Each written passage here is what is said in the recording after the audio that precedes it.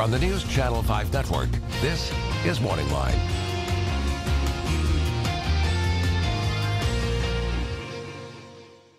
If you can give them a little bit of that. Okay. Good morning, everyone. Thanks for joining us on MorningLine. Nick Beres here. We're just prepping for the big show as we get into it this morning, and there's a good topic on hand. Many of you who live in the Middle Tennessee area are probably familiar with Metro Action Commission, especially that's in Metro.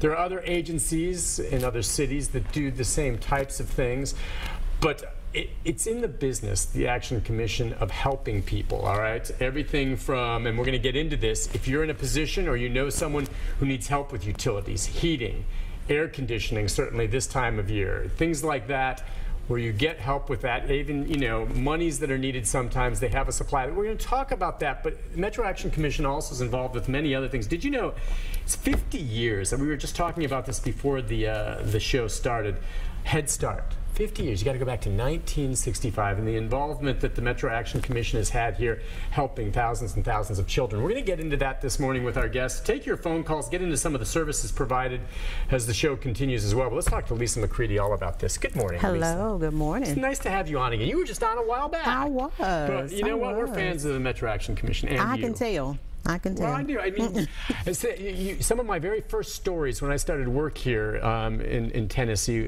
about 20 years ago were out with you guys. Yes. And yes. I remember, yes. I think it was one of those where you're providing air conditioners and installing yes. them for seniors who didn't have any air in their homes during the sweltering summer heat. I just thought it was the coolest thing. We do too. I mean, it's really rewarding work. We're able to see immediately the impact of our services and programs to the families that we serve. You mentioned the what we call the summer cooling program, which provides the free air conditioners. We're able to provide those units as soon when they apply. There's an application process or whatever, and so we arrange for the pickup. Seniors, disabled Nashvillians, people who have children who are 5 or younger that have medical issues and need to be in a cool environment, those air conditioner units are available to them. And so many of them suffer through sometimes almost a dead of heat before they even ask for And sometimes units. it can be deadly. It absolutely can. With the temperatures, along with the humidity that can get very, very high here in Nashville. So we're just very pleased that we're able to, again, offer programs and services that has an immediate impact on the families that we serve. Well, listen, part of it is that. The other part of it, and I know one reason you wanted to come on today, and you even brought me a T-shirt. I did. I brought you 50 a gift. years of celebrating Head Start. And, well, yeah, go ahead. Can I show it? Yeah, absolutely. Let's pop it up. You can see on the screen there. Oh, that's just the 50-year shirt. Yesterday. And that's my color. Yeah, oh, yeah. That's your color. Well, yesterday, all of our teammates had this on. That's cool. Thank you.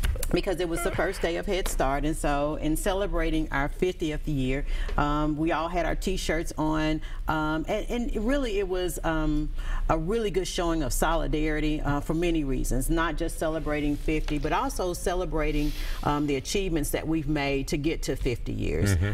We began the program when the program began nationally, so we started in 1965 along with the nation on administering Head Start programs. And right there, for folks, we've all heard Head Start. Yes. I know what Head Start is. Just remind people what Head Start does and what it's done now for a half century. Right. Well, Head Start is a preschool program for children who are 3 and 4 years old.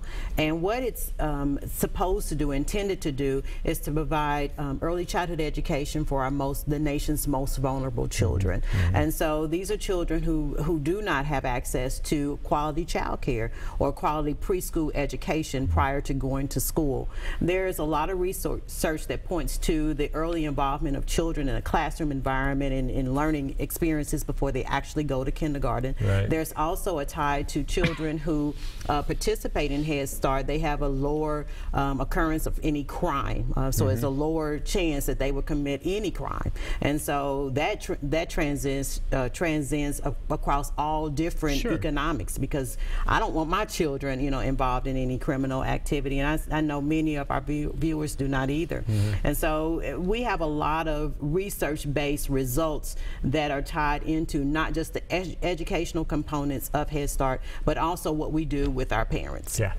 I just think it's awesome. It just increases the chance for young people to succeed in life by starting earlier, and thus the name Head Start. But 50 years, and so now you were saying because of some of the transition and changes, you had to reapply for funding on this? We had to. When was that? When did you do the reapply? This was last November. Okay, to re-up to see. Now, had funding been cut from Head Start in general? Well, we had a sequestration, tongue tire, that we experienced a couple of years ago, back in 12, and so we had to literally cut some of the salaries, well, really all of the salaries of Head Start employees because of the reduced funding. They weren't getting rich anyway, folks, no, just so you absolutely know. This is something from the hearts. Federal program, and so there are caps on even how much we can pay folks. Sure.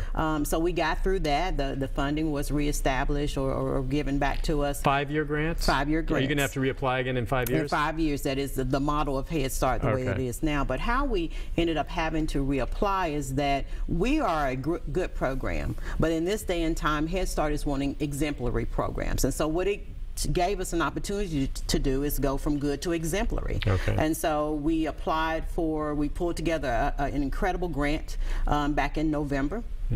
And just last month, we were notified that we were successful in receiving our Head Start grant back again. And this was really a shock to our system because, again, we hadn't had to apply outright for our program since 1965. And so, but what it gave us an opportunity to do is look at the things that worked, what didn't work so well. It gave us an opportunity to look at our leadership to see, you know, for this day and time, at this point in Head Start reality, who are the best people to lead this part of our journey. And so we have an incredible team, starting with our Head Start director, Dr. Farrah Fondren, who's been here about a year now with us. We have new site-based leaders who are at all 7 of our Head Start locations. We have some administrative changes as well. And so we saw it as a new opportunity, literally, and a rebirth of a program that we've had for 50 years. And to expand it too, right? Then, so 4 classrooms. Yeah, there's also a program called Early Head Start. Oh, okay, I'm sorry. And so that part of the program deals with the younger children, pregnant moms all the way up to age 3, and then from 3-year-olds they go to 5. And then, of course, after that they start kindergarten or first grade to get into school. So it says here from 71 to 120 families expanding. Are there even more families beyond that can benefit? So there are some still you cannot. You do the best you can. Absolutely. And so we partner with places like Metro Schools and local daycare providers in enhancing our opportunities to serve exemplary services to children in that age range. All right, before we take our first break, we actually have a call. I'm sorry, who is this on line 1? Shirley. Let's take Shirley real quick. Shirley, good morning. Good morning. Hi, Shirley. How are you? I'm good, thank you. Good. What's on your mind? You got a question or comment? Yes, I want to know how often can you apply for Metro Action? You mean to apply if you want some type of service or help with something? How often can you apply? Okay, yeah, good. And you know what? Let's take a break on that because that's where I want to get to the next segment. And, you know, we talk about Head Start. And if you have questions or comments about Head Start, I just know you wanted to put it out there that you're still going strong. Absolutely. But I know many of our viewers, just like Shirley, are going to wonder about that. And as you said, you have some monies available right now as well. We do have monies available still in our Energy Assistance Program, which is probably what Shirley is referring to, help with utility payments. And so we have what's called a program year.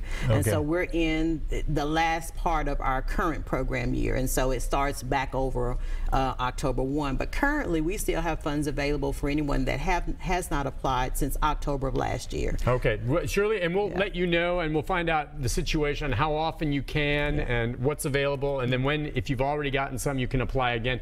Take a break. We'll answer all that and get more phone calls for you as we talk about the myriad of services provided by the Metro Action Commission and how it can help you. We'll be back with more right after this.